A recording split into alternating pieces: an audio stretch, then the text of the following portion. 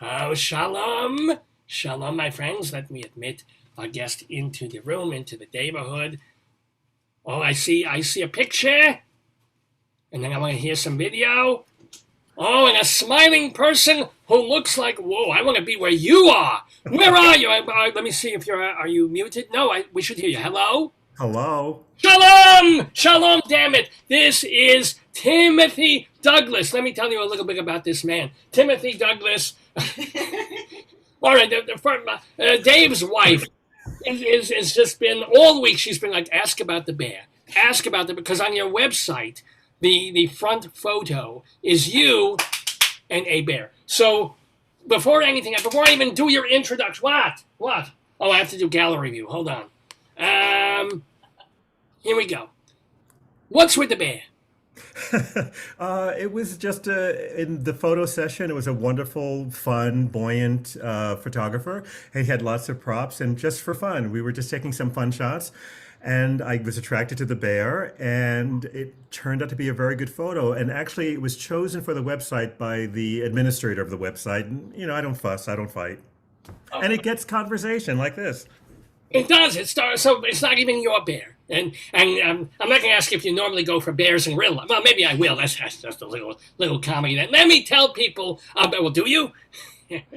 No comment. No comment. All right. So, ladies and gentlemen, director Timothy Douglas. Let me tell you some of the things he's done. He won the Lloyd Richards Director Award from the National Black Theater Festival. He is a distinguished artist in residence at Emerson College, an associate artist of Cincinnati Playhouse in the Park, where he's directed tons of things. He has directed all the Kennedy Center, Arena Stage, the Guthrie, or is it Guthrie?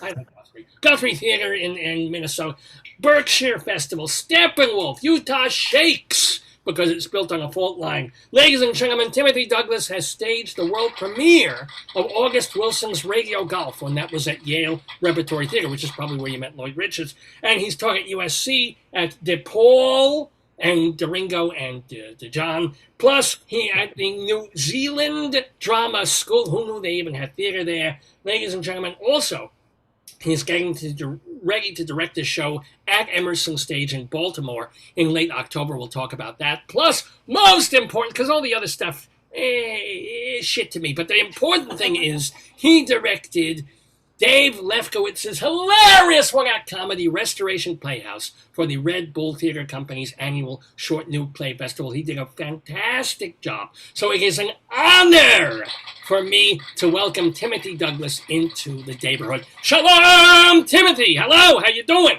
I'm very well this morning, and all the better now that I'm here. This is good. So what is behind you? Where's that? What is the...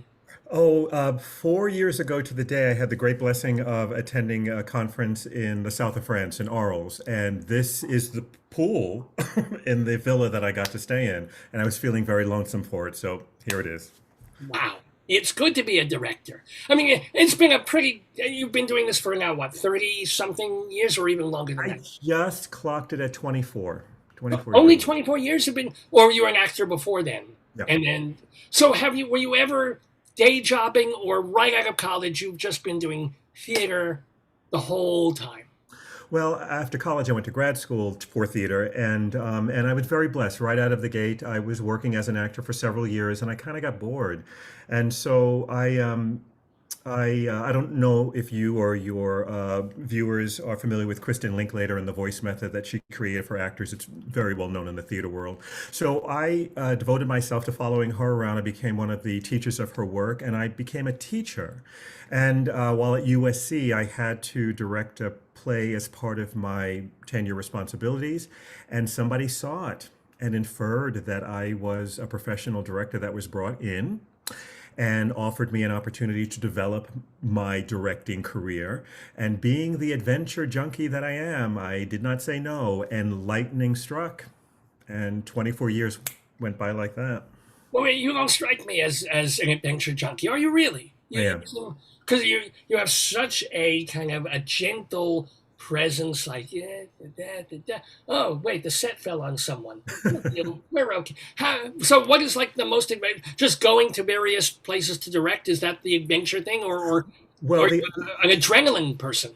yes, but the idea that someone saw something in me, saw a director, and it was the last thing on my mind. And yet I thought, well, that seems kind of exciting. It looks like it could be fun. So I took that leap. But in taking such huge leaps, I've learned in my life, you have to stay calm. Gotta stay focused. I So I have think no, I will never, I don't even understand what calm is. I had it removed from my Hebrew English dictionary, which is no point in having it in there. I never use. So let me ask you though, and I am curious about this. So many people want to act. So many kids, they grow up, they see movies, they see TV, and yet you, quote unquote, got bored acting. How do you get bored acting? well, that's really not the right term. What I realized, and it was during a performance in the middle of a run of a play that I was in, I had this revelation. I started acting when I was, in school, and really I was attracted to uh, language and having to solve it and make sense of it because where I grew up and how I grew up, there wasn't a lot of hope for me. People didn't think there would be much of a future for me, and so I was able to lose myself in books, and then that extended to drama club after school. It was a way to express complicated feelings that I had that I didn't have the words for. It was immediately gratifying, and so I was on that ride. What never occurred to me was I may have had talent or certainly other sort talent in me. So I just kept doing theater because it was the way that I could express myself. That carried through college, through graduate school, and through the first 4 or 5 years of my acting career until I went, oh, I'm not an actor. I had enough life experience, enough therapy to start to communicate for myself, and I didn't need others' words. That's really what I meant. Well, why didn't you become a playwright? I mean, I'm a little curious about this. Yeah, I don't know. Maybe that's the next adventure. you never know. Well, Or I feel like I think my heart goes to, I immediately leapt to being a way shower for others who were in the position that I was in that didn't feel they really had a voice and really, help them find that through the work of creativity. And I remember as an actor, how often I felt I was not valued by the director, my opinions were not valued, or that it didn't really have the kind of stake in it that I felt was merited, given that the actors are the ones that are on the stage. this is absolutely fascinating, and I have to still piggyback on going backward and backward. What you're talking? Were you raised? I mean, where were you born? What were you in a bad neighborhood community? And I know that's a very white Jewish guy thing to say, but you know what I'm saying. Yeah, I mean, I'll say it like, in terms of economics, lower class. We were the last black family to move into what used to be a white middle class neighborhood, after white flight was complete. And at the moment we entered, I was very young.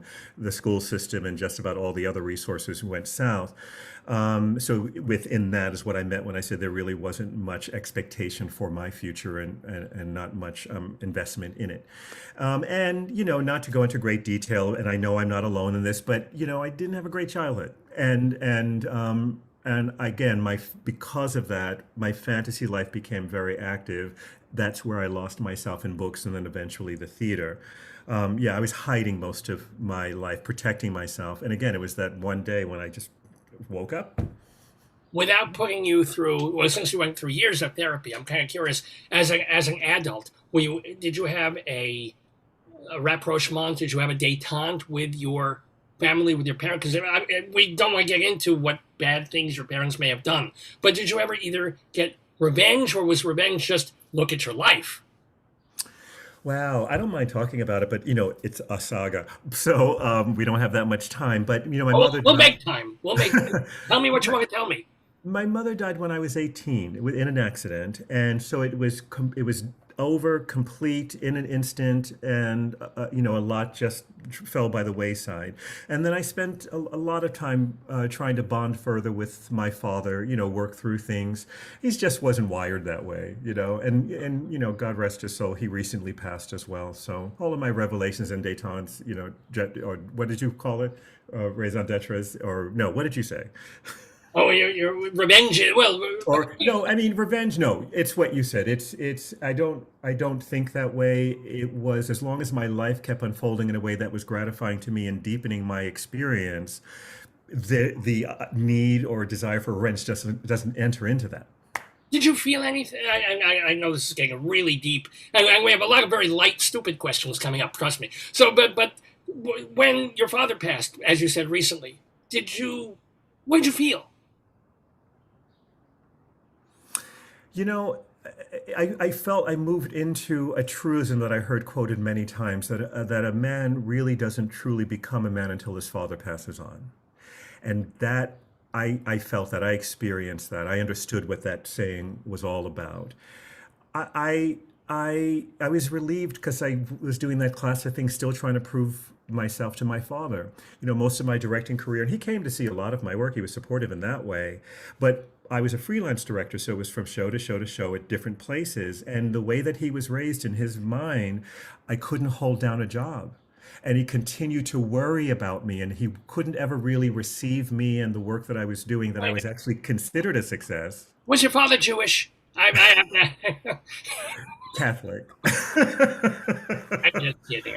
I'm the As soon as you I'm the said, Jewish one. I'm the Jewish one. are you? No, wait. Are you joking? Do you have a? Well, you really, boy, you went right into it. Yes, actually, I am. So with all of that, with the family that I was brought up with, I'm adopted, and I'm a love child. My biological mother is white and Jewish. Well, I guess that's not necessarily the same thing. My biological mother is Jewish. I've never met her. I don't. I know a little bit about her, but I was raised by a black family, so I never really investigated that part of my life very much. Wow. What? Well, now I know why you understood Dave's play and me. Yeah, because most people do not understand me one bit. But I want to ask you about the process of, because you usually, if you look at your resume on the website, you do about 3 or 4 directorial projects per year. And I would love to know, like, the life of a director. Like, you get an assignment at Milwaukee Repertory Theater. What does that entail? You probably get the you know it's going to happen months in advance, and then how soon do you come into? Do they put you up? Do you have to get an apartment? Do they put people in like motels for 4 months? You stay. Tell me the process of directing a regional play from soup to nuts. Generally, the way it works is hired, and then it is about, I get to develop the vision for how the story is going to be told, and that's part and parcel with hiring the different disciplines of designers, scenic lighting, costumes, sometimes sound and composing. And then we as a group, over the months, go back and forth, and they present me images and ideas about how they see what I've described about the journey. And it's trial and error. We go back until the final designs are created. We do that This is a before you separate. even set foot in the state, right? This Yeah. is all by Yeah, image. this all Yeah. happen. This usually all happens even before we start to engage the actors, and it happens usually outside of the physical space of the theater. A lot of, especially these days now, a lot of Zoom, but a lot of phone calls, a lot of emailing. The theater will usually bring us as a group to the space to sit in the theater as we sort of bat things back and forth, so we know exactly what we're trying to film. Then about 6 weeks to 2 to 3 months out, the casting happens. We audition the actors for the specific roles. And then we, depending on where it is, we are all brought into the theater that we're putting the show together for rehearsals. Yes, they put us up in, usually, I mean, the quality of housing varies, but the theater is required, dictated by the various unions, Uh, that they provide us a standard of housing. Usually it's a studio or one-bedroom apartment within a reasonable distance of the theater. And then we go into rehearsal. Anywhere from 4 to 6 weeks it takes from first rehearsal to opening night. And then opening night, they can't get the director out of there fast enough. They have me on the first thing smoking the next morning. You don't want to, you won't even give notes after the open night party, and I, just yeah. unless there's a problem, no. And that is, well, I mean, it's the law, but also, for me, it is. It's like I liken when lay people ask me what it's like to direct a play. It's like raising a child. First day of rehearsal, that child comes into your life, and the course of the rehearsal process, you're raising them to that point where you send them off to college. That's opening night, and you hope you've raised them well, but you really don't want to know what happens after. You really don't want to know. So you haven't, it hasn't been a situation where you direct a show regionally, it runs for, let's say, a month and a half, 2 months. You don't come back late in the run and say, "Oh, you're schmacting now. You were so good back 3 weeks ago." Well, Look, here's the well, yes and no. Here's the reason for that. So at regional theaters, most runs are 3 to 4 weeks. And commercially, Broadway, with a lot of people are familiar with, those shows run for forever. If a show had an open-ended run, it's exactly at the 4 week period after opening that the director would come back in to go, okay, let's just, but because in regional theater that's the run, there's no point. Just because I like to, I will always go to the last performance if I'm able to get there, just to see, where it went and how it did. Because watching that last performance helps me with the next process to determine, if I felt like people sort of went out of the bounds, oh wow, then how do I layer deeper during the rehearsal process so they feel more of an anchor throughout? wow, what a wonderful. I love that. So have there been times when it was so much better by the fourth week, and Oh times yeah. when it just went all to hell and you thought you had something? I'm like, ugh. No, it's rare. I can, I would say, maybe 2 or 3 times out of all the shows I directed that I go back at the end and go, oh my God, what the heck happened?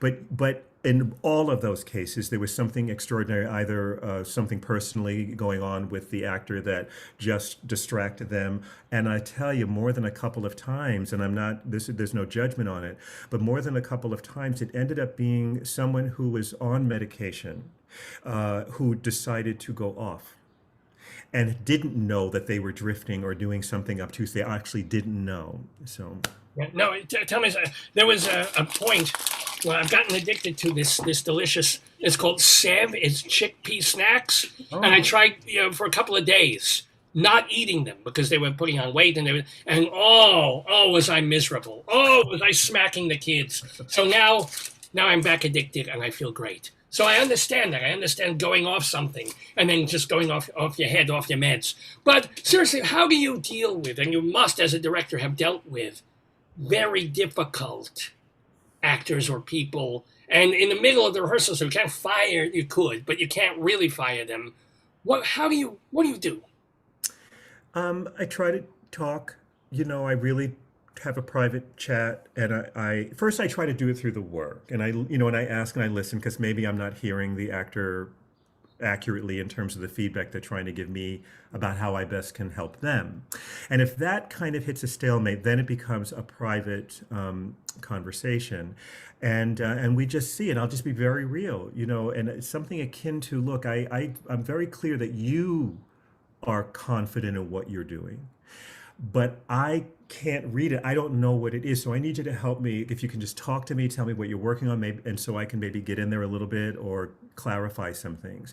And so that has gone well most of the time. If that conversation doesn't resolve, yeah, they have to go. Oh, Because, and I haven't fired many people, but I got the greatest advice from one of my mentors. There's one time where I was in that situation and I just was like, gonna make it happen, gonna get this person through it. And it really tanked the whole production. And it didn't serve anyone, not even the actor. And my mentor said to me, you have to let them go when you know it. You just have to. You have a whole other show to deal with. It's not personal. It's not, hopefully it's not ego based on my part. But in the 4 or 5 times that I have had to let an actor go in the middle of the process, we've talked later, after the smarting was over, and often I was thanked. The pressure that they were putting on themselves, the mercy that they were at the voices in their head, they couldn't hear me at all. oh. And so the, sort of relieving them of that, of course, it's, for some it's embarrassing and all that sort of stuff. But once the time passes, they really see, wow, it would have been much worse if I'd stayed in the show.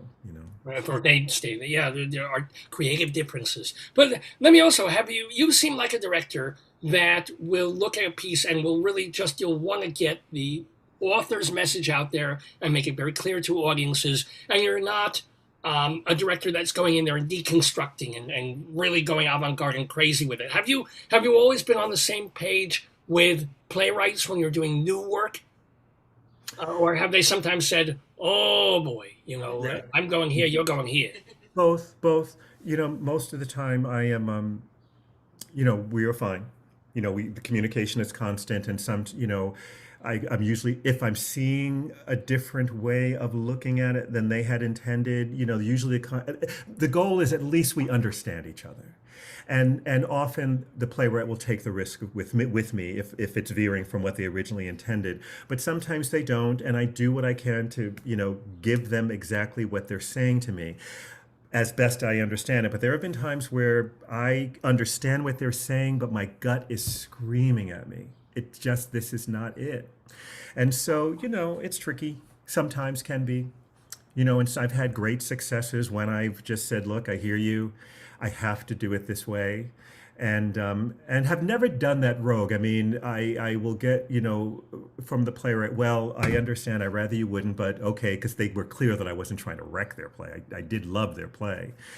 But two of my greatest successes were cases like that. And never heard from those playwrights again. Those shows went on without me. So, that's. Well, that's the kind of perspective you have after 24 years. When you're first starting, you want everything to go well. You figure everything's going to ruin your career, and sometimes you have to direct 100 shows, and you realize some are going to be great, some are going to be middle, some just won't pan out. We'll have to fire somebody along the way, and a couple of it becomes this sort of thing where it's all one piece as part of an overall exceptional career. I think that's pretty fair to say about Yeah. Timothy Douglas, our guest in the neighborhood. Let me ask you some more questions if you don't mind. So, what is the most profound experience that you've ever had in the theater, either as a spectator or as an actor or director?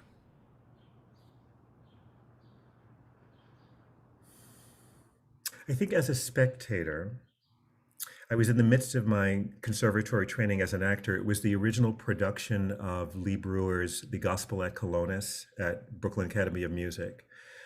I had never experienced anything like that before. Just the story, the imagination of setting the Oedipus tale inside a Black Pentecostal church with that just insanely inspiring and uplifting gospel Black tradition that was married seamlessly.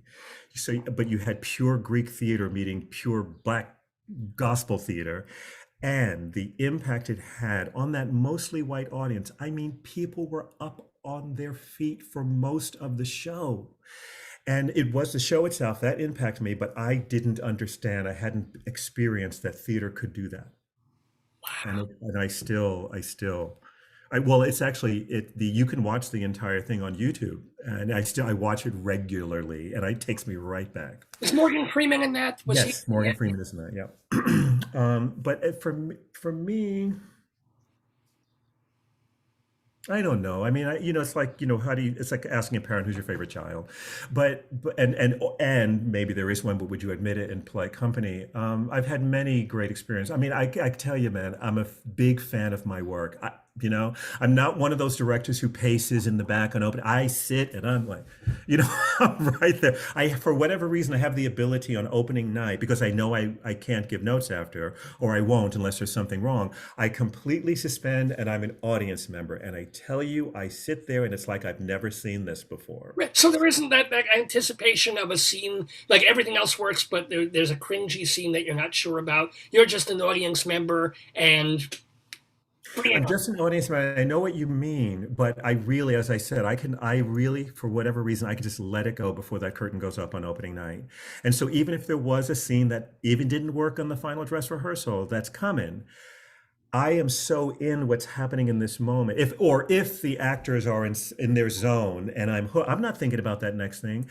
And if I should have a moment, oh, right, there's that scene. Even if that happened, because it's so zoomed in right now, I know it's going to work. I don't know how it's going to work, but I know it will, because there's no way this could not fix that by the time we get there.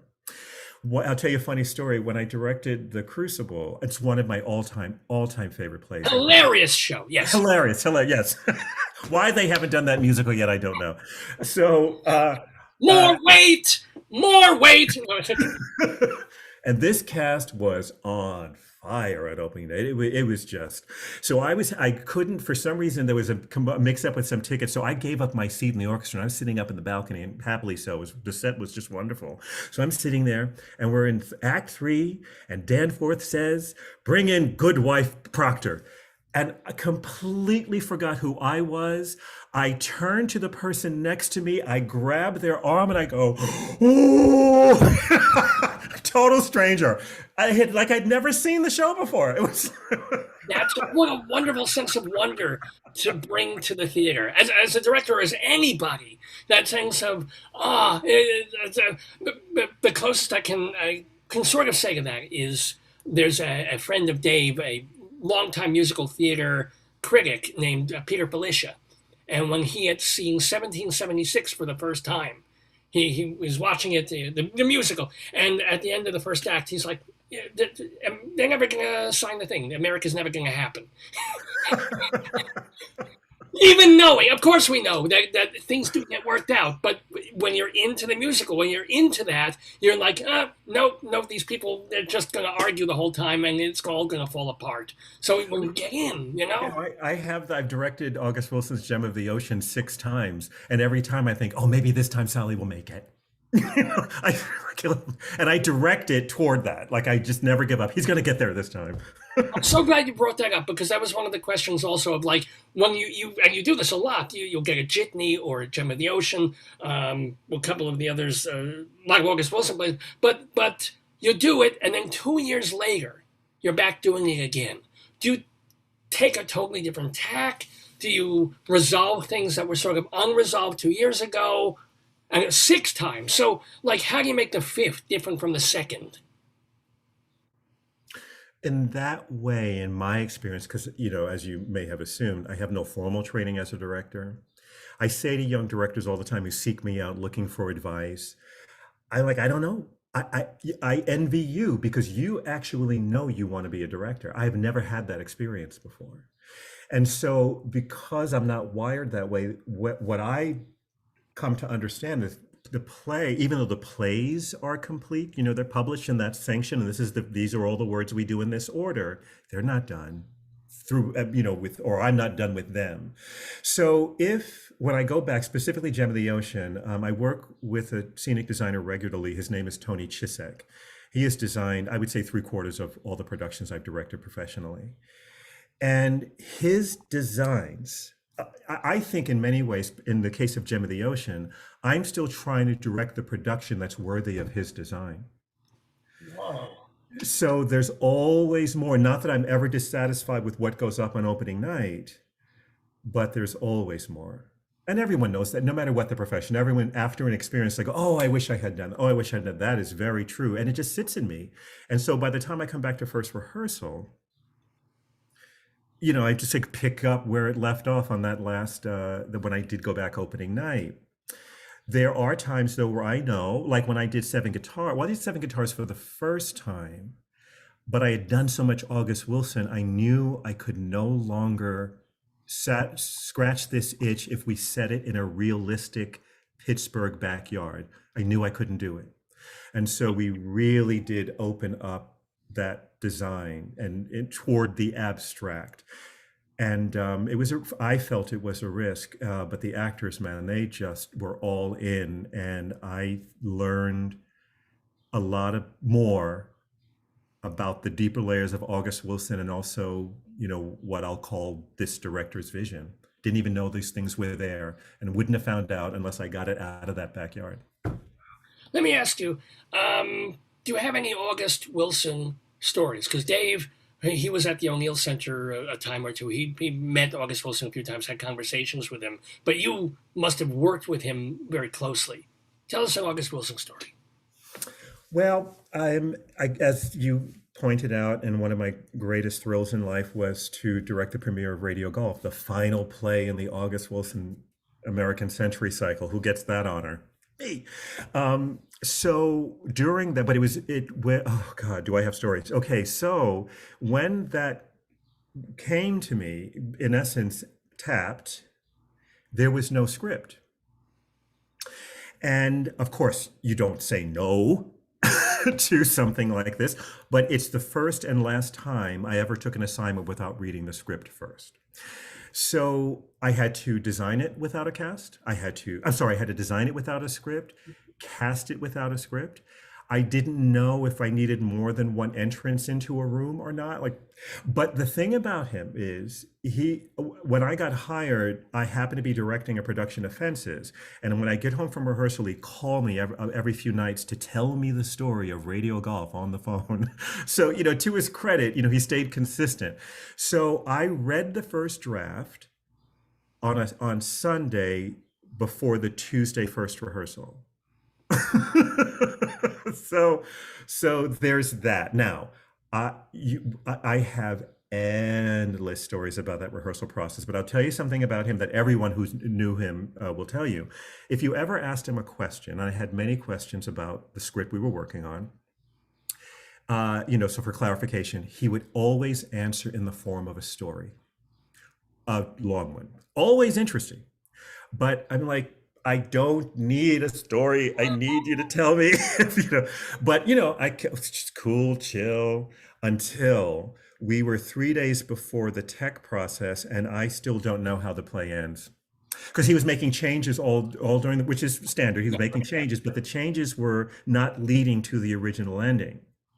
So I'm like, I have actors about to mutiny because they think I'm holding out on them, and I wasn't at all. So I finally kind of had a moment in front of and with August Wilson, and he just let me finish, and he says, Timothy, you see that boat out there on the ocean? Because it's a big boat, and because it's so big, you can't tell that it's turning, but it's turning. And at the time, of course, I was pulling, my hair out, but somewhere in there, it's not that I had the answer to what the end of the play was going to be, but he took me to a new level of, it's all going to work out. It's all going to be fine. And I was able to take a breath and just, keep going and navigate. Just, I think he taught me how to be, stay really calm. Oh, but okay, here's the pinnacle from that play. Those who know his work, he mentions lots of people by name in all of his plays that aren't characters in the play, and they actually are people in his life. That's how he honors them. People that were influential in his life, he honors them by naming them in the play. So in Radio Golf, there's this long story about how old Joe got arrested for being a fake blind man. And so monologue begins with, well, it all started the day Mr. Cantor died. And then, long story. So after I had my moment with August, next day he brought in some changes, different scenes, other scenes, but he brought in some changes, and he made a little change to that scene with the old Joe story. And the story now begins, well, it all started the day Mr. Douglas died. Ah! So it's both an honor and a little bit of a, yeah, wow. Fabulous. I could go on talking for hours and hours with the delightful Timothy Douglas, but alas, I will be spared that honor because it's 10:30. Oh my God, it's just the time has flown. However, Timothy, you lucky people, he is staying with us to play the Today, Yesterday trivia quiz opposite Vicki Quade, who is an actress and a director herself. She created, or co-created, I should say, Late Night Catechism, which I'm sure you must have heard of, and Yes. also theatrical director and critic Leslie Hoban Blake, who used to run, well, she'll tell you. Anyway, but alas, I must go. But Dave Lefkowitz, whom you've met, he's an asshole. But he's coming. He's going to be doing the Today, Yesterday trivia quiz. He will be here in 10 seconds. If you need to use the bathroom, this is your time. Don't go away, everybody. Shalom to you, and thank you, Timothy. My pleasure.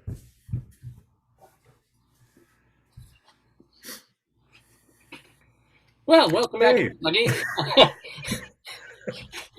Dave Lefkowitz here, the host and producer of Dave's Gone By, which we do every Saturday from 9 until noon or thereabouts right here on this Facebook page. It is Saturday, July 31st, 2021. We're doing our 809th episode of the show. It's called Direction Home because we're blessed and delighted to have director Timothy Douglas with us in the neighborhood. And I will say, as I said when talking about you before you even came on, thank you for doing such a wonderful job on my play Restoration Playhouse for Red Bull Theater Company. Certainly the crowning achievement in your directing career.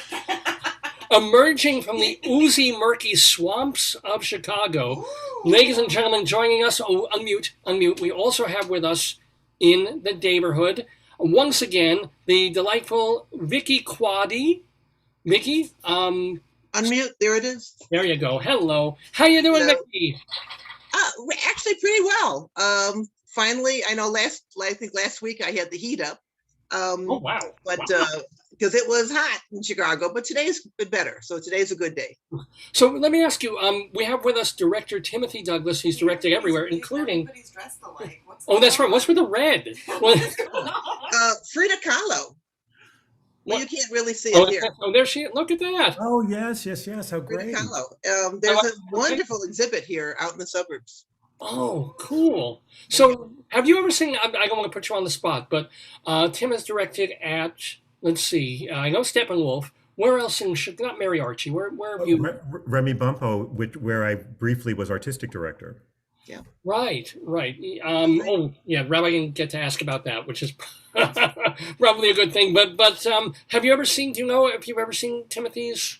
I know his work, absolutely. Yes. Oh, He did wow. Restoration Playhouse. So is he a wonderful director or what?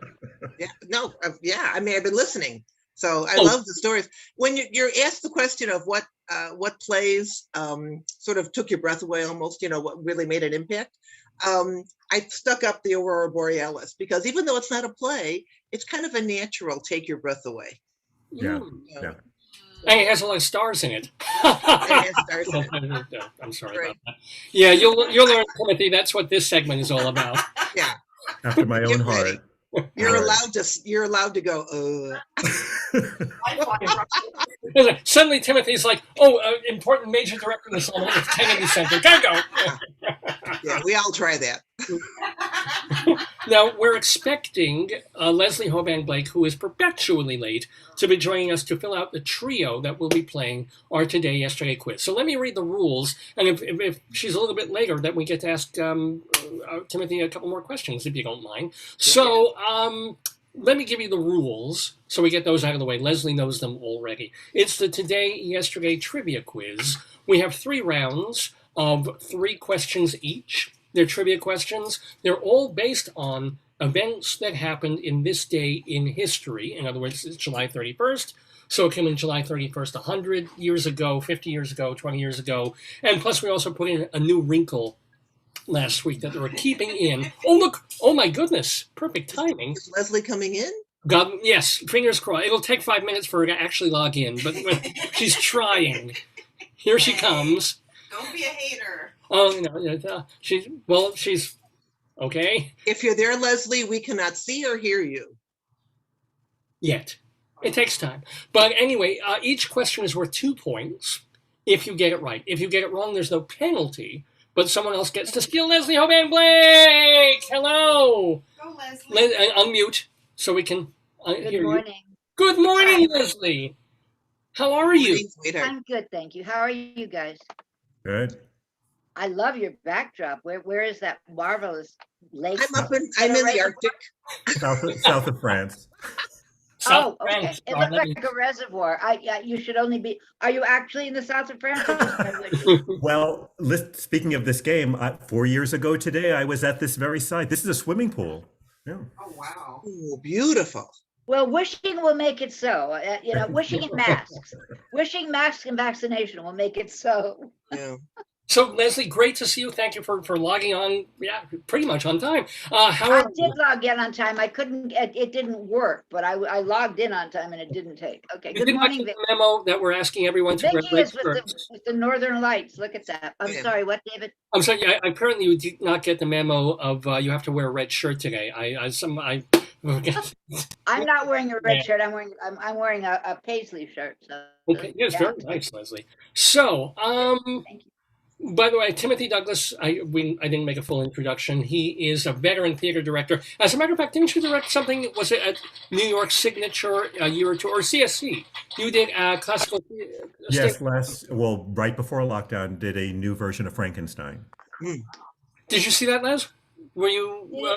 Did it Zoom or I know I'm thinking Oh of no, the it was we actually closed March 8th before the March 14th lockdown. We got to do Okay. the whole run. I know what I was thinking of. I was thinking of the National Theater Frankenstein with Benedict Cumberbatch. No, I'm so sorry. No, I didn't make it down there, and I generally get to everything at CSC, but that was crazy time just beforehand. So I'm really sorry, but I'm glad that you got to do it. Yeah, me too. We did an interview on our show with Jim Nicola, and now I'm so sad that he's going to be leaving. Yeah.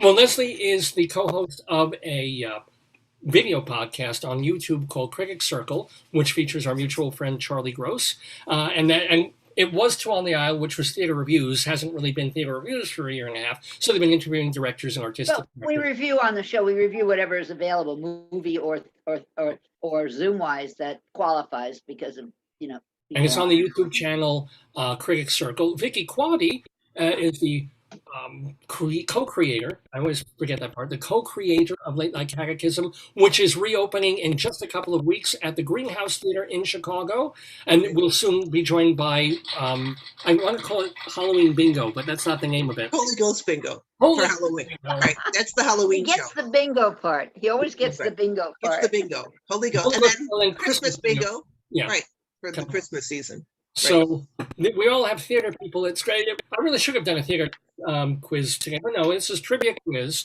You all know how the game is played now. So, I've got to do my roll a die thing. And since you are the guest, the brand new guest and friend of the neighborhood, Timothy, what I will ask you to do very kindly is pick a number from 1 through 6 and let me know what it is. 5. 5. Okay, I have to grab my pen. And so, you usually grab David Sheward's number there. So, okay, we've got Timothy with a 5, and Vicki, since you are not our quote-unquote regular, you're our semi-regular at this point, and if you have You're your definitely a semi-regular, my dear. I love it. I will take 2. Vicki with number 2. I'll make jokes about that soon. And Leslie? I'll take the 6. If I don't get the one, I get the other. I'll take 6. 6. So what all this means is to keep things Just so I can be near you, Mr. Douglas. So we just rolled just so Timothy knows, I have a rolladie.net thing. So that it's a random dice rolling thing. So it came up the number 4, which is closest to Timothy. So Timothy, you get to choose whether you want to go first, second, or third. Second. Second, okay. I'm going to roll the die again.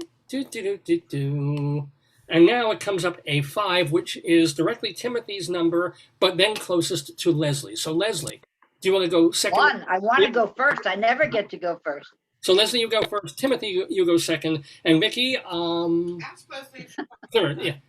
Well, ask Timothy, just so you know, he says there's a roll of die, but actually Joyce sits on the couch and throws up her fingers, and that's how he knows what number to call. It's all rigged. It's all complete. No. I like her hair. Oh, by the way, Joyce was saying she likes your hair, Leslie. Thank you very much. Last week I looked like a victim, and today I at least had it done. Thank you. Yeah, it makes a girl feel good to have her hair done. Well, here we go. Let's begin the game. It's called our Today, Yesterday Trivia Quiz. 3 rounds, 3 questions each, 2 points per question, and then a tiebreaker whether we need it or not. So the first question goes to you, Leslie Hoban Blake. Are you ready? Yeah. All right. I love the spirit. The year 1703. All I've got this morning. Right, 1703 was the year, on July 31st.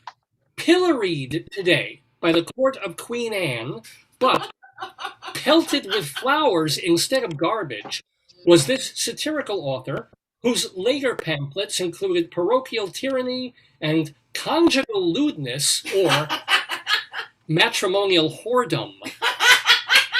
Name him. David, Oh, there's no multiple choice. I have to know this?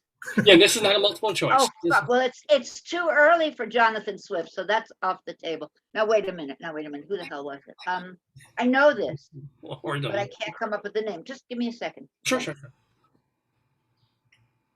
I do know this. Oh, damn. I think I know it. Lin-Manuel Noriega. No, it's not. No. That's an English.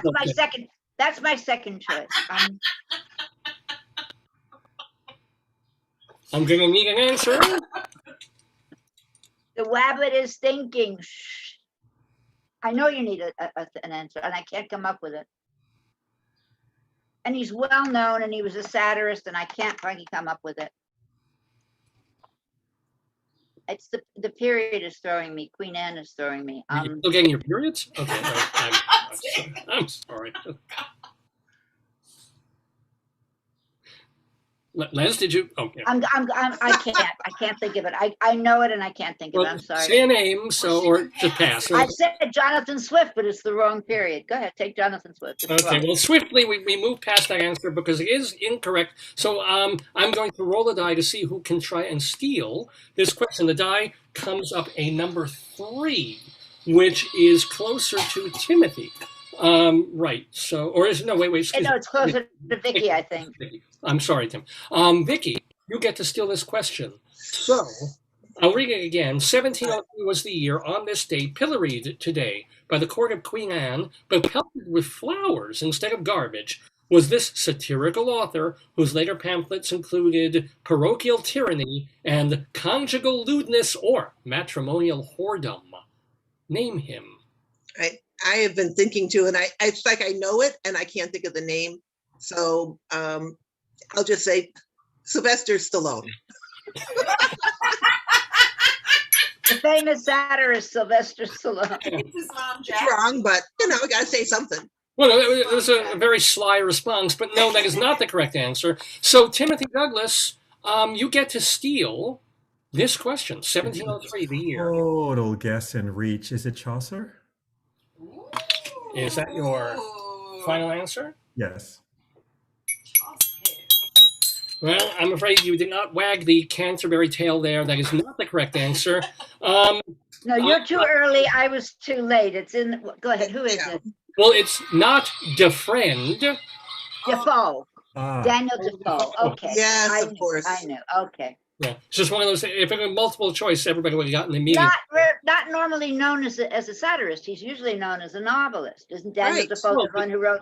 Yeah. He wrote. He wrote The Last of the Mohicans. Or am I thinking of the wrong Defoe? Wait. Whoa. No, that's the wrong Defoe. Robinson Crusoe. Am I thinking of the wrong Defoe? Yeah, Mohicans wasn't even a Defoe person, was it? Oh, anyway, no. But the other one was Robinson Crusoe was. Maybe he written by wrote the Defoe. first of the Mohicans, which is much lesser known. It was Jim Mohican, and he didn't. Yeah. And the Four Micans, and then Connie wrote the Four Micans. Connie wrote Have it all. So well done, Leslie. So okay, it's still a tie game. No points for anybody. And I will say this, Tim. James Fenimore Cooper. Thank you, James Fenimore Cooper was last Thank of the you. Mohicans. Okay. Yes, but Defoe did write Robinson Crusoe. Yes. Yeah. Yes.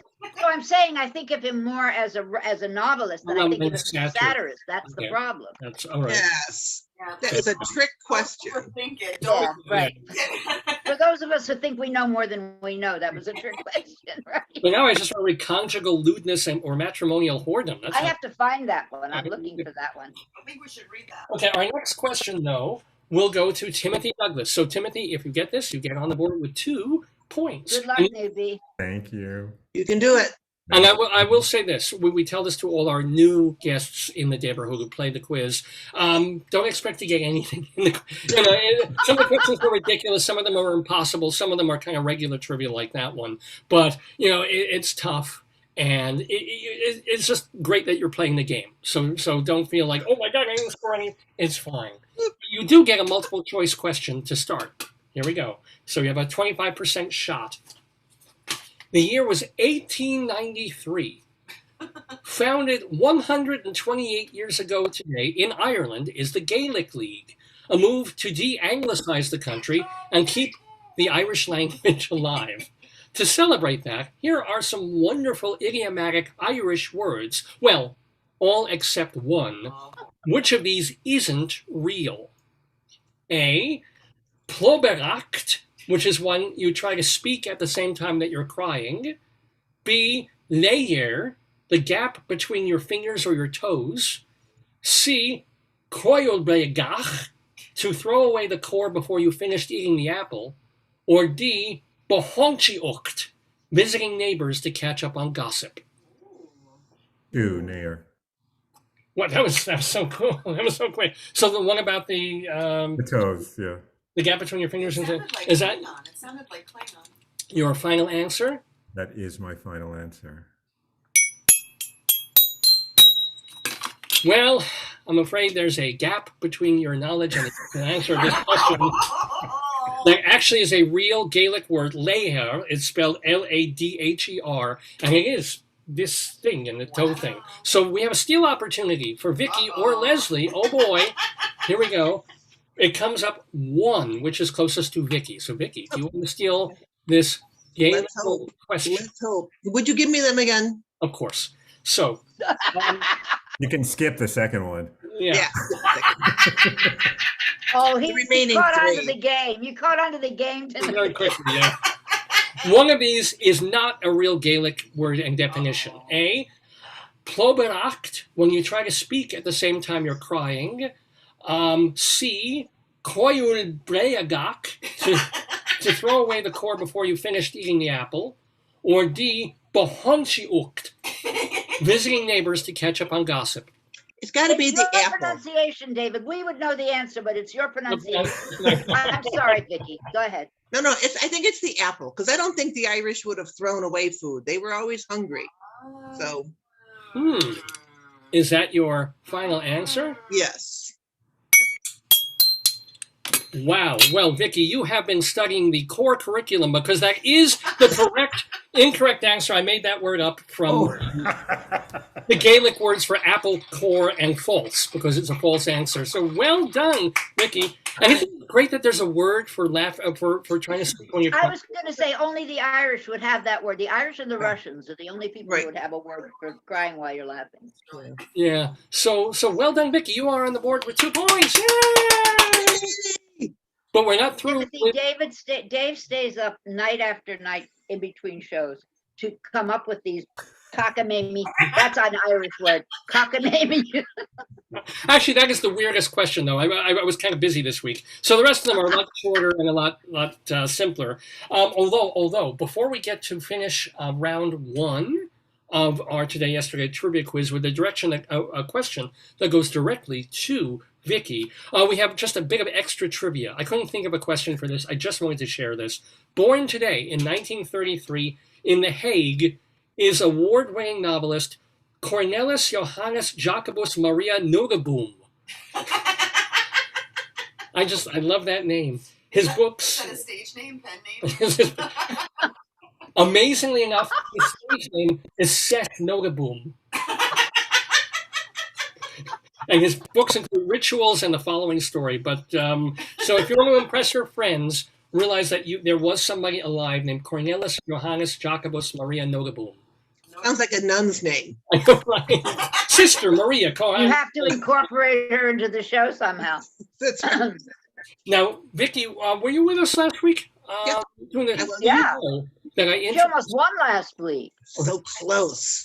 Oh, but David was here, so it was David. So we're bringing back the new item that we instituted last week, where it has nothing to do with July 31st. It has to do more with stuff that's been going on in the news.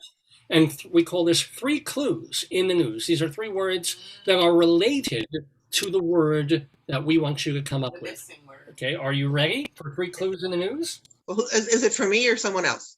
This is you. This is your direct question. So if you get it, you take a big lead of 4 points. Okay. Here we go. The clues in the news are twin, phone, duck. Twin, phone, duck. I expect something to fall down. If you say the secret way, it will. All right. Twin, phone, Joyce is so good at these. Yeah. duck. Because I have nothing left, David. Oh my goodness. And it's something in the news. I should know this. Is it? Yeah. But it's always something in the news of the It's, past. yeah. God. Twin, phone, home, like ET. Duck. Like press duck. Something. Twin's the one that's getting, I can't figure out the twin towers, twin something. I don't know. I'm going to give up. I can't figure it out. Okay. Now you guys. Sorry. Yes. No. All right. I think our others are struggling as well, but I'm going to roll the die, I got it. and we have the number 4. No whammy, no whammy, no whammy. No whammy. I don't want the question. Well, Timothy, because I just rolled a number 4, so that's closest to Timothy's number. Timothy. The words are twin, phone, duck. Phrase-wise, these are related to the word that we're looking for.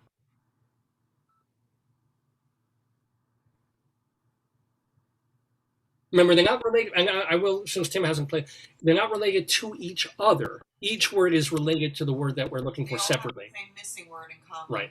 Right.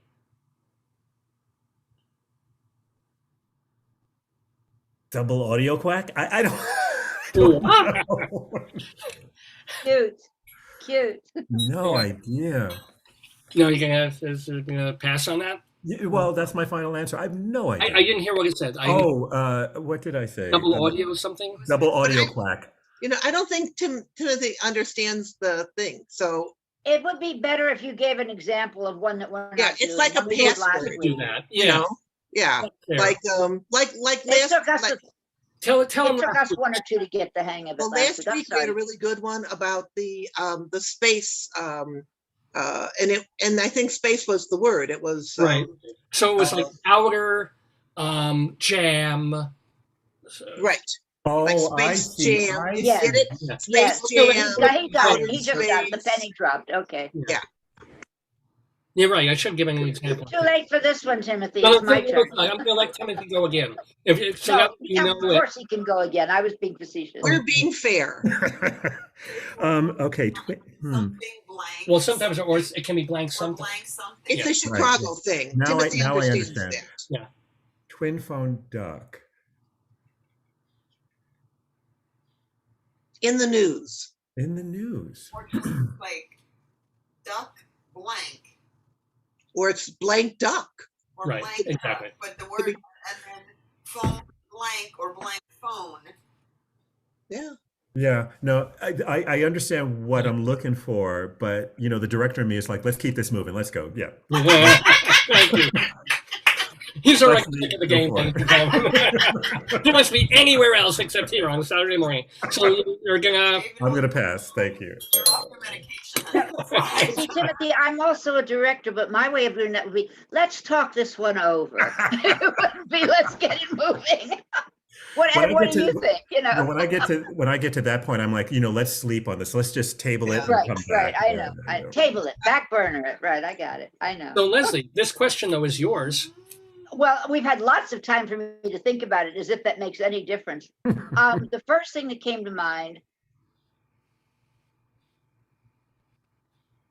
was the Olympics. I'm going to stick with that. I'm not sure how it would function, but the Olympics. Is that your final answer? It's either that or de Blasio. But it's not a word. You have to think of a word. Well, Like, what is the word? duck twist or something like Does that. it have It's a to word. be in the oh, Well- am I making that mistake? Yeah, you're making the mistake. Does it have It has to be in a the word? It has to one be twin word. something or All no, three. I think not, Vicki. I think you're being too concrete. I think you'd be a little more abstract in this. Am I wrong? No, No, I I think don't you're think wrong. so. It's very concrete. It's a very concrete. It's a It's very one word. concrete thing. Lame, L-A-M-E, lame is the only word that's So in that. you have the idea. Is that your final answer? Is that Yes, now it is, yes. so? You're. It's not the right answer. Okay. But it was not a lame answer because there is Twin a lame. lame twin. Come on. So if I throw in the word maybe double or pay, no, Or the word utility. utility. The word we're looking for. Or phone. You said phone, right? Phone. Yeah, phone. It's twin. The word twin is because it could be duck fall or What is it? yeah, duck quack. But With, twin quack, quack tit. Duck bill. What? Bill. Oh, bill was the word. Twin bill. Phone Duck bill. bill. Phone bill. Phone bill. I'm sorry. Oh, twin bill. I see. Yeah, that was that's the one that threw me. Bill. Well, what is a twin bill? I call it I a can double get bill. What's a two twin bill? movies on one screen. On you buy Okay, your that's a semantic or an idiomatic use of that word. I'm sorry. I call it a double bill. I would never have come to All right, I that. should have done double. All right, fair enough. You'll bill me later. Don't fight. Like, it's okay. We're all pretty, Hey, okay? we go out for blood on this thing. So here we are. We are. Very frenemy kind of thing. We're one round into our yesterday quiz. Yes, Timothy, we're already a half hour in, and we just it goes faster. I'm telling you. All right. You will And do Vicki nothing is else leading. today, Timothy. Sorry. And The Vicki director's is leading. But you are, yes, Vicki has 2 points as we move into round 2 of our yesterday quiz with a question directly for Wow. Wow. Over Leslie. here. Yeah, Yeah, Leslie, all right. And this is not a multiple choice. Here we go. Fuck you. God, Leslie. Is that At your least final one answer? multiple choice. Leslie, is that your final On the answer? line. Because that should always be your final answer. Well, that's it. We don't think of anything else. Thank you, Leslie. I'm sorry, the FCC doesn't bother you No, two, so we're not okay. at all. The year was 1954, Leslie. Yes, David. Success greeted the Karakoram expedition today, as Ardito Desio and his team were the first ones to reach what? Say it again, one more time. The year was 1954. On this date, success greeted the Karakoram expedition today, as Ardito Desio and his team were the first ones to reach what?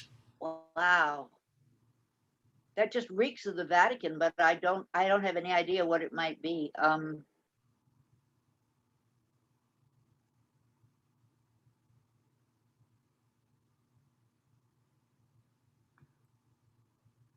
Oh, wait.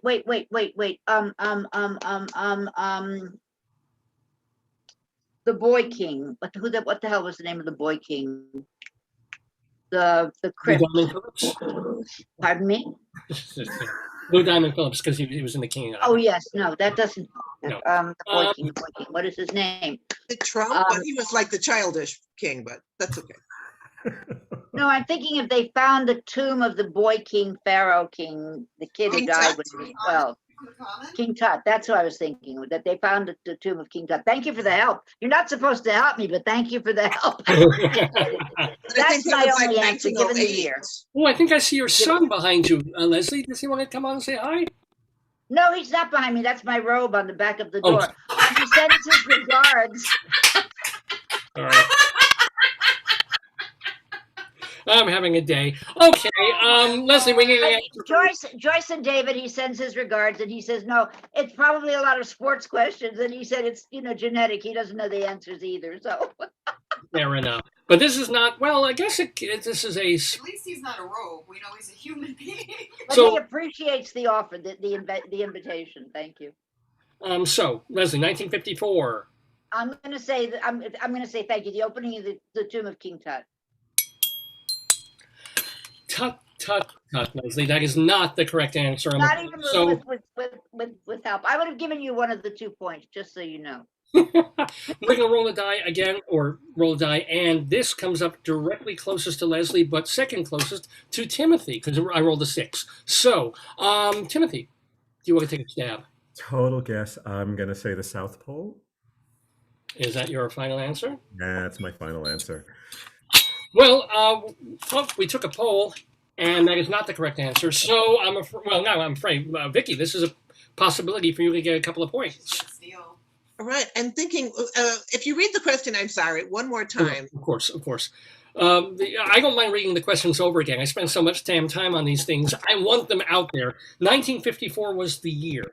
Success greeted the Karakoram expedition today, as Ardito Desio and his team were the first ones to reach what?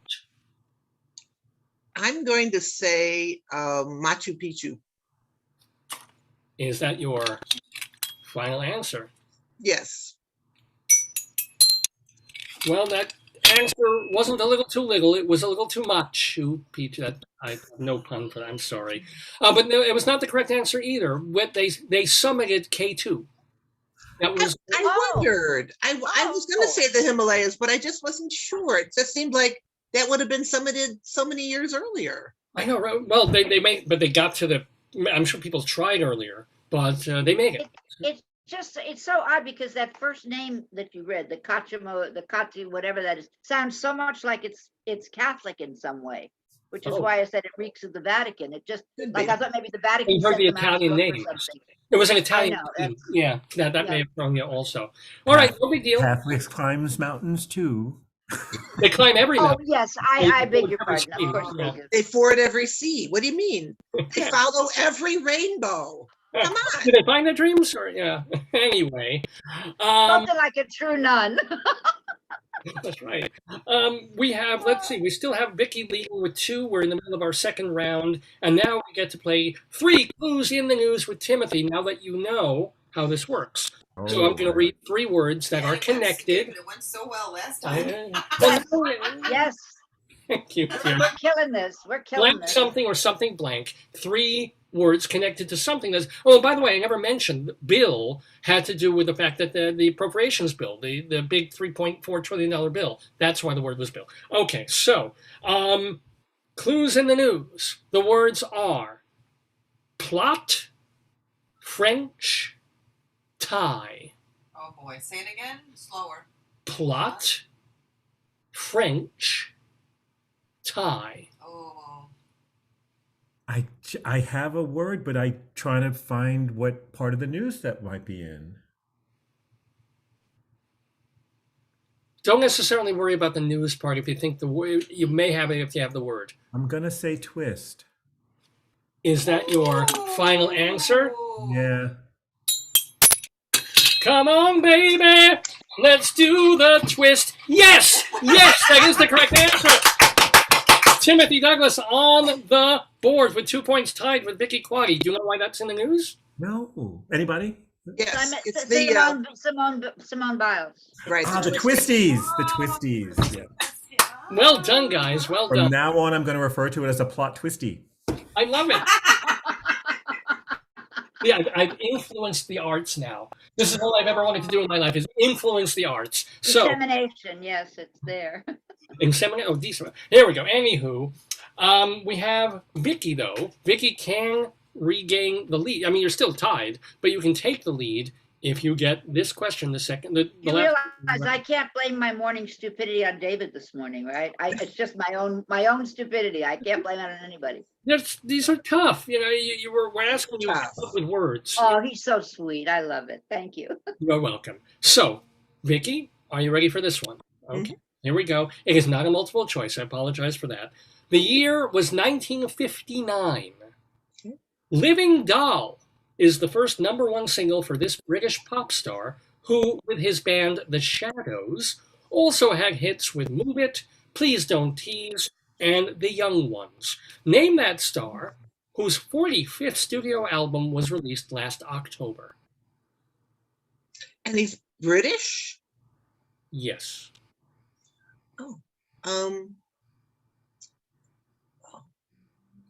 British. Living Doll. Oh, I think I know this, but I can't think of it. Oh my goodness. It's Living Doll. That was really famous. 45th studio album. Alive and Well. Alive and Well. And he's British. He's not English though. He could be Scottish, right? Or is he English? I'm assuming I don't really know if he's Scottish, Gaelic, or something like that. All right, I'm going to say. Oh, I don't. What? I'm going to say. Engelbert Humperdinck. Is that your final answer? Yes. Well, we're not playing Hump the Hostess here in Who's Afraid of Virginia Woolf. No, that is not the correct one. Let us roll the die and see who can try and steal this. We come up with a number 4, which is closest to Timothy. So, Tim, would you like to tell? I'll read the question again. 1959, on July 31st, Living Doll becomes the first #1 single for this British pop star, who, with his band The Shadows, also had hits with Move It, Please Don't Tease, and The Young Ones. Name that star who released his 45th album last October. God, the only person I can think of, and I believe he's Welsh, but I do know he's alive and well and still recording. And that's all I got. So if it fits under the umbrella of British, probably not. Anyway, I'm going to say Tom Jones. Is that your final answer? That is my final answer. It's not unusual to get that question wrong, which you did. I'm afraid that you do not get points for that, but Leslie, this one goes to you. You seem to know the pop era and that. I think because the only clue that made any sense to me is The Young Ones, and I think that's Rick Mayall. If I've got the right name at all, there was a guy named Rick Mayall, and I think he's still alive, and I think he's still producing. So Rick Mayall, R-I-K. And I know who you're talking about. Okay, but that's not him. Okay, that's my guess. Because I also thought Tom Jones. May all your answers be right in a different universe, may all. But no, wow, you've got to unpack a lot there with your answer, Leslie. Rick Mayall was a comedian who was on a British TV show called The Young Ones. That's where I got. Well, at least but I also thought he was a singer. Yeah, and he passed away like a couple of years ago. He was very, very funny. Oh, I didn't know that. Well, then he couldn't have done another thing last year. Yeah, well, it could have been Petula Clark. Yeah, it would just be 45 minutes of silence, which some people think this show should be. But Leslie, what was interesting, I just got this now, was The Young Ones. His character, Rick, used to make fun of the person who made The Young Ones a hit, as well as. Oh, I see. Okay, well, that's very roundabout. I couldn't remember that much. But he is Cliff Richard. Oh, is he still alive? Yes, that was the first person I thought of. I swear to God, and I thought, no, well, he's dead, and I went on from there. Wow. That's so funny. Yeah, that's so funny. Okay. Wow. I literally went in and I went, no, not him, and I just kept going through the rest of the Rolodex. It's amazing that he's had a nothing career in America, and he's enormous in England. Total nothing. Total nothing burger, really. But anywho, I've stumped so many people today. I think I have more multiple choice next week. But we have round 3 to do of our yesterday quiz. So at the moment we have a tie game between Timothy and Vicki Quade, but it's anybody's game. Leslie can bring it right up in our 3rd round. In fact, you get the first question of the 3rd round, Leslie Hoban Blake. So are you ready? Oh, yes. Champing at the bit, as it were. Well, here's a big of a question for you. 1970 was the year. July 31st was a sad day indeed for the English Navy. Black Tot Day. No, it has nothing to do with African American children. This was the day when sailors no longer got what?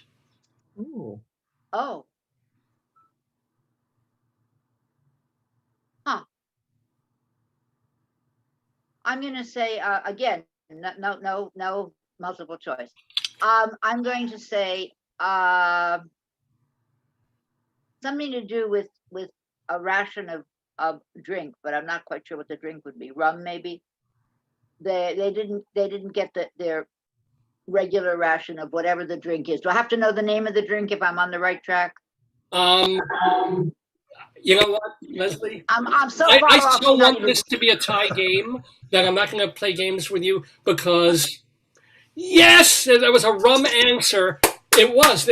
Since the 1600s, English sailors were getting. Yeah, okay, that I knew about. All right. See, that I could tell. It cost What's in that coffee cup? What is in that coffee cup? You don't get to know. You don't know me that well yet, Timothy. Come back and play again, and I'll tell you. All right. For daily ration of Slivovitz. There you go. But fantastic, Leslie. Seriously, we have a three-way tie game. I'm so delighted. We're so excited. So, and we still have a couple of questions left. So, literally is anybody's game, and it may even come down to a tiebreaker. This is the joy in my life. Can you tell how sad my life is? Here we go. So the next question goes, though, directly. Oh, you must do a lot of laughing and crying, whatever that word is together in that case. Go ahead. Oh, thank you for reminding me. That's, what word was that? That was Starts with a P. Klobenacht. Klobenacht. So here we go. It's called All of your Irish sound Scottish, you know. bittersweet. Oh, really? It's bittersweet. It's bittersweet, yeah. Well, I don't get off scot-free. So here we go. I don't know what that means. Timothy. I do. It's the Dred Scott decision. Is what that I dreaded that decision, too. 1984, Timothy, was the year, and this is a multiple choice. 1984. And you know, we had that wonderful name before, Cornelis Johannes Jacobus Maria Notaboom. Here's another wonderful name. Sister. A glorious day for Sergei Bubka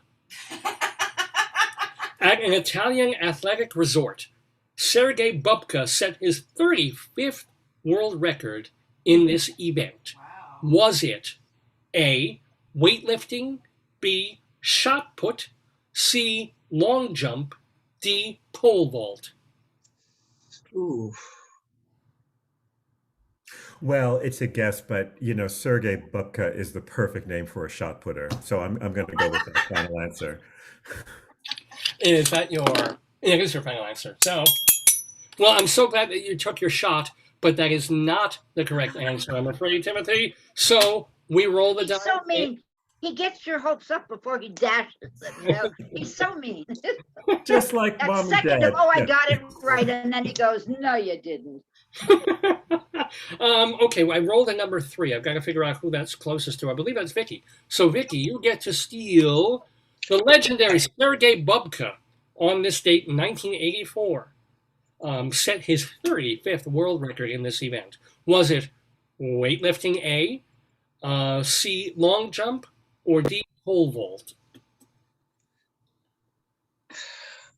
35th world record. Yeah. World record. You should do a Dr. Sue and ask for hints. Pole jump. The pole. Pole vault? Is Yeah, that pole vault.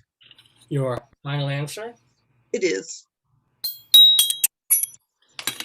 Well, don't blame me. It's not my vault because you're right. You got the answer correct. Yay! Excellent. Well done. Well done. Vicki Quade in the lead with 4 points in our yesterday quiz. Oh my God. Oh boy. Oh, And, you know, this the is paint. the game towards the end of the game, so you're in good shape here. However, game's not over. It could be tied. We'll see how it goes because we have one more question, and this one goes to you, Vicki. So if you get it right, you put the game away. If you get it My wrong, God, no. There's no pressure here. 3 clues in the news, Vicki. This one belongs to you first. 3 clues in the news. You know what to do. The words are stone, Oh, boy. free, jar. Oh, I know this one. Stone. Yes. Free. Free. Jar. Jar. Yes. Jar. You sounded like a pirate. Jar. Jar. Uh,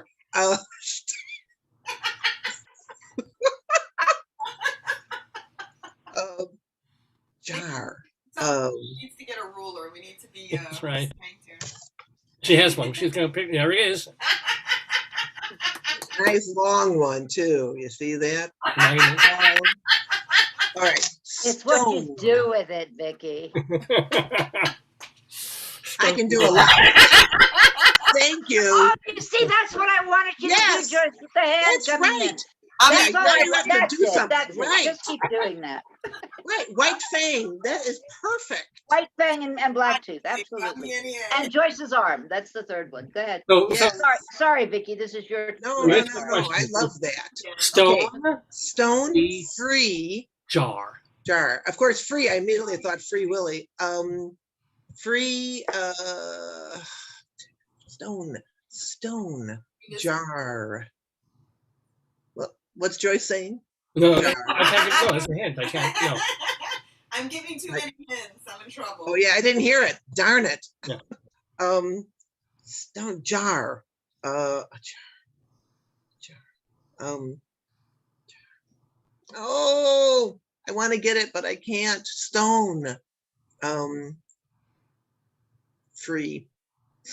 Free. Free. Not the number 3. Free. Yeah, F-R-E. free. Say, Sorry. spelled the long way. Free. Yeah. Uh, There. Yeah. stone. Rolling. I don't know. Rolling stone, rolling jar. That doesn't make any sense. But is that your? That's it. Yeah, sure. Why not? Well, you may want to get stoned after this because. Well, I actually, knew it was wrong. joke. Not that. Yeah.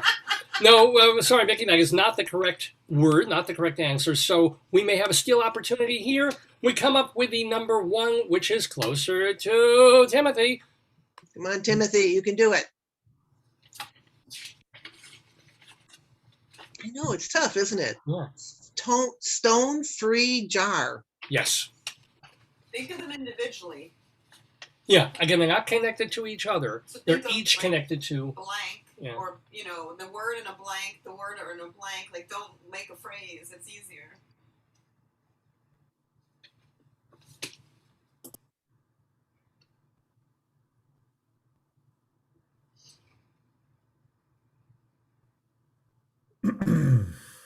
I'm like a jar.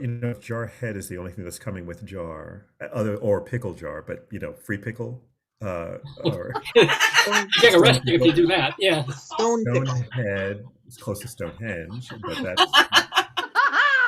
Yes, I love it. I love it. Can we make that a permanent part of this? Yes, She will. that and what you're doing, both. We do it in private, so why Well, not in public? Poor thing. jar free Stone. stone. You should also give a clue about what the end result does, or what the end result is. Like the word that, Not in this case, Joyce, because I know what it is. Oh, Oh, Leslie, excellent. Leslie's gonna get it. Let's leave for the steal. Well, mainly because I'm late for a production meeting, I'm going to pass. Oh, What time- Timothy, I'm sorry. What time is? No. Oh. All right, Leslie. That's a good excuse, Timothy. I'm going to use that from now on. It's true. It's true. Okay. So Leslie, what is your? Mason. Mason. It's Mason. Is that your final Oh, answer? Mason, of Yeah. course. Yes. Yes. Oh, You Leslie's have so to keep smart. running the Well words. done, You have well to keep done. running Yeah. them. That's, Perfect, I didn't know that perfect. was going to come up. I had no idea. It is. Excellent. And it's I thought you said stoned at first. So Oh, I no. was thinking of the runner in the Olympics, whatever her name is. I can't think of So, her name. I just, Before, real quick, Timothy, do you really have to run? Because we have our tiebreaker question that we normally do Oh, anyway. I'm staying for tiebreaker. Yeah. Oh, all right, fine. We can end up with a 3-way. not that important in Or- production meeting. I'm the director. They can wait. Yeah. No. They always told me that the director has to be there first. Wait a minute now. Come on. And hence, how far did you get in your directing career? I'm just asking. Whoa! I was Now we're artistic throwing director of Blue Heron shade. for 10 years. Okay. I can sit on my laurels, Which Miss. is this square? We got I can sit on my laurels. I switched in careers. I went into, I became a critic for the last 10 years. Oh, But you're the what one was who the made the thing- space for me to become a director. No, I know and sure all that's true, but I think I've arrived to the spirit of this game. Truly, now I think. Well, you sound making fun of everybody. You have, Timothy, in you have very to, short time, I commend you. Thank you. As soon as Timothy, you need a talk blank about- piece of paper. Wait, oh yes. Can you If, grab? if we may um, tell you, Sir Director, different we may pen. show you the way, yes. May I direct you to a blank piece of paper? Does a And post-it pen. note work? You post-it note is fine. A pencil, pen, anything blunt. Anything. Uh, Put it on your hand if you wanted to. Dysfunctional family Thanksgiving or Christmas Essentially, holiday yeah. party, Leslie, can you remember what off-Broadway company do I keep saying you were on? I was the artistic associate at the Blue Heron Art Blue Center for Heron. 10 years. That was it. Blue Heron. You know, I Okay. think of red heron. Yeah, I'm sorry. You know, here I'm Heart of Heron. So anyway, even Timothy's going. Oh, why am I here? So now you have a pen and paper. So how we do the tiebreaker is because we really have a two-way tie with Timothy only 2 points behind. So it could go either way. And by the way, there's no prizes. There's no nothing. There's just shame. So here's what we do is I read one more question, but at the end of it, instead of calling on somebody, each of you will write down your answer. I'll read the question again once your answers are written down. I'll give a 3, 2, 1 countdown, and then you'll hold the piece of paper up in front of the camera, so that way it's fair. Everybody gets to answer at the same time. Okay? Any questions about that? Are we ready? This is there's people gathering outside, waiting like smoke from a new pope. Here we go. And well, and they have to get the fire hoses to put them out when that happens. But here we go. 1944 was the year. 1944. Born today in Chicago is this woman. Oh, that's not fair. Chicago. Well, I wanted to get. Doesn't mean we're gonna get it. Is this woman who started as a math teacher and model, became a script reader, and by the time she was 35 was running 20th Century Fox. A decade later, she was the chair of Paramount Pictures. Name her. Yeah, I can think of her, but I can't think of her last name. I can't think of her last name. I might get 1 point. No. Which actually, that could get interesting. Is this the one they write? Yeah, they're writing as a tiebreaker. So, do you all have an answer written down? Okay. All right. 1944 was the year. Born today in Chicago is this woman. She started as a math teacher and a model, became a script reader, and by the time she was 35, was running 20th Century Fox. A decade later, she was the chair of Paramount Pictures. Please, 3, 2, 1. Name her. Okay, I've got Sherry. You're right. I had Shirley, but it is Sherry. And I can't read Jane something. I can't read Timothy's. What is that?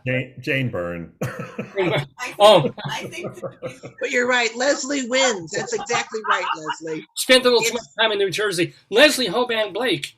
Amazingly enough, and you had Sherry something. You had 5 points, Vicki, because I'm giving you a point for Sherry. But Amazingly, I won. Thank you, Dave. I really appreciate the adjectival, whatever. I didn't mean amazing. It was an amazing thing that it came down to the tiebreaker because it never does usually. Usually we just do it for fun, but today it was a real tiebreaker. Yes, what a fabulous game! You won, Leslie. Excellent. And you're all such Thank great. you, thank you. I will be modest in my winning. Yes. Yes, indeed. So let us remind people about. Could I just say that Leslie gets an extra point for saying "fuck you" on Actually, she said it to me. Let's just give her an extra point for that. deduction. I think she said it twice, at least Wait. twice. Hold it, Les. We lost your audio.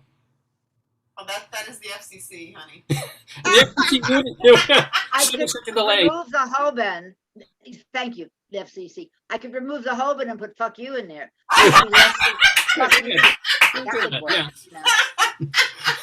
Just comma FU, right? Any chance I ever have of getting on NPR, thanks to you, Leslie. That's the payback. Wait a minute. On the CW, they have on AMC, they have a new show that I love. It's called Kevin Can Fuck Himself, only they block out the U and the C, so it's FK. Kevin Can F blank blank blank K himself. Really? And That's the name of the show. Yeah. Yeah. And that's network TV, man. And is he using a really big dildo or what? No. Not even good. Okay. Anyway, thank you for sharing that, Leslie. So, Les, I know you're not doing any Critic Circle stuff in the near. No, I'm spending this week with my son. I'm having a blast. We're it's been a long. It's my birthday week, so I'm very happy to see him. Oh, happy birthday! At my age, I don't do that. I'm only saying that it's nice that it coincided for me that he happened to come down this weekend. That's lovely. And Leslie was kind enough to invite Joyce and me to her birthday about 2 or 3 years ago when the West Bank Cafe was still open. I mean, they're opening back up now. But and she had it there in that space, and it was really, really lovely and fun. So thank you for. I did want to say that I was going to say something. We're working on a project, so I'm very excited. It's a work visit as well, but I'm not going to talk any more about it. But that we're working with your son on a project. Is it a create? You don't have to say, but it's a creative project. Yes, it's a creative project. Yay! So I'm very excited about it. So you'll keep us posted, Leslie. And he's going to help me set up a podcast. So that's the other thing. That's great. That's wonderful. That's terrific. Now, Vicki, also remind people that they can see Late Night Catechism August when? Oh, no. Late Night Catechism reopens at the Greenhouse Theater Center on September 10th. September 10th. Okay. Right. And then a couple of weeks. For an open run. And also then in October, Holy Ghost Bingo. And in December, Christmas Bingo. Are you working on any other performances? Yes, I have a game show. I think I told you about this. No. Oh, yeah. I have a game show that I'm going to be performing in September. It's called Are You Smarter Than Your 8th Grade Nun? I love it. It's adorable. And is that going to be virtual? It's going to be a lot of fun. In the greenhouse. Where's that? We're going to do it like for fundraisers and special events and things like that because it's only an hour long. Until I can maybe expand it a little bit. But I have the wheel already. I have all the subjects, subjects like civics, geography, things that your 8th grade nun would teach, religion, of course, history, That sounds terrific. Yeah, I wish I were there in Chicago to see it, quite honestly. Yeah, it's gonna be a lot of fun. And I'll have some film of it in September. So I'll be able to post that on YouTube. It'll be good. Now, Timothy Douglas, the director, of course, of hundreds of shows, most especially Restoration Playhouse. But other than that, he is... Oh, you directed that. He did. I just saw it. I loved it. The rhyming couplets. Who the hell knew he had rhyming couplets up his butt? I didn't know that. It's not where I pulled them from, but yes, thank you, Leslie. Thank you ever so much. But you'll be directing in Baltimore Center Stage. Is it in October? Your next project is what? Actually, no, I'm directing a play titled Baltimore by Kirsten Greenwich for Emerson College. And then next year, this time, I will plug this. I'm finally helming my first opera. It's a piece called Champion. Terrence Blanchard did the music and Michael Christopher did the book. And this will happen at Boston Lyric Opera in May. And who is the champion who's involved? Is it who I think it is? Say again. Who is the champion? Who is the champion subject? The subject matter is the boxer Emil Griffiths, former welterweight champion. Yeah, I know exactly who he is. Oh, it sounds wonderful. Oh, it is. It really is. Now, I wanted to ask one last question before and Tim, you've just been so great staying with us, but one more question for Timothy, especially since Vicki brought up rolling for Rolling Stone and Mason and Jar and all that. I read somewhere that you, as a director, you consider yourself a rolling audience, and I love that phrase. Can you explain that? It sounds familiar, but I don't really recall what I was referring to. But what hits me is what I was talking about was because I direct region, I direct so many different places, and the audiences, I can mark the difference between the audiences depending on what part of the country or what part of the world I'm in. And so, just accumulatively, the impact of all of those audience inside of me is sort of part of what influences how I make certain choices for storytelling. Wow. And this is why take multitudes. Yeah, what a master! What a a pleasant, lovely, fun guy. And I want to invite you, Timothy. You're going to have an incredibly busy schedule coming up, but would love to have you back playing the trivia game if you ever want to do it again. Only if Leslie is here. Hey, what about me? Wait a minute. Oh, absolutely. But you actually play the game. But I Wait till Leslie says "fuck you" to you. Wait, I want to hear this because from a fellow director whose job it is to suss out all this stuff. What is it I do instead of playing? I feel like you single-handedly were brought here to entertain me, and I'm very, very grateful. Oh, I am so. You have made my week, Timothy. Not just my day, but my friggin' week. Thank you. You're welcome. Thank you so much. I want to come swim in your pool. That's what I want to do. Yeah. Well, thank you to all of you because you've all been incredibly delightful and entertaining. Big shout out, of course, to our great friend David Sheward, who usually plays the game, but he's on vacation. He's too busy this week. Well, we'll see about next week. Leslie, I hope. Wait, I have to say, in David's defense, it had to do with what time he had to check out of the hotel. And we tried to make it early enough. I couldn't come any earlier than 10, and he wouldn't be checked out by then. So that's what happened. Well, that was last week. But I'm hoping next week. My noble opposition, my loyal opposition, whatever we call him. I mean, I just, fair enough is fair. All of you, I'm incredibly grateful that you take time out of your Saturday mornings to be with us in the neighborhood. I'm going to let you. It's the crazy Zoom thing. I can't do like a cool wash and just say thank you. So I'm going to let you the dating game one by one. Bye to Vicki Quade. Well, let's do it together. One, 1, 2, 3. 3. Come on. There we are. Yay. Okay. Thank you for letting me direct you, Tim. Absolutely. Bye, Tim. Thank you so much. My pleasure. Thank you. Lovely to meet you.